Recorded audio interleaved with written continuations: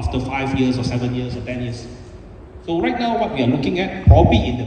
Especially when it comes to the Johor-SEZ, right? What your vision is or what your aspirations are with the RTS coming in, and how you think that's going to transform basically the SEZ and the region of that. Well, for us at the Ministry of Transport is, of course, we have to ensure that the completion of the project on schedule. The system, of course, has to be catered to the easing of movement. So one of the things that is an important feature in RTS is the co-location of CIQ. So that is, of course, very key to ensure that the clearance of the CIQ must be faster, must be very efficient.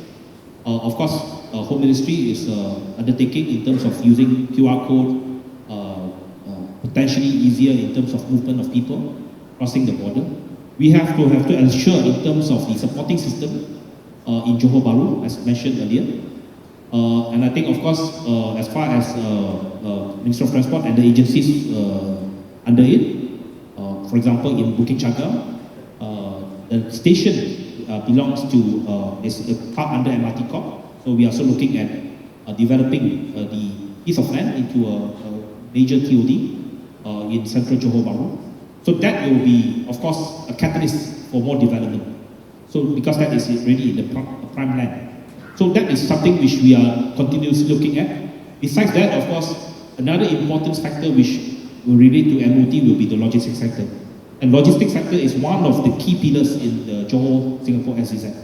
And we hope that what our strategy and what we hope that we can attract more investment from the logistics sector to relocate from Singapore to Johor. Because I think it makes more sense.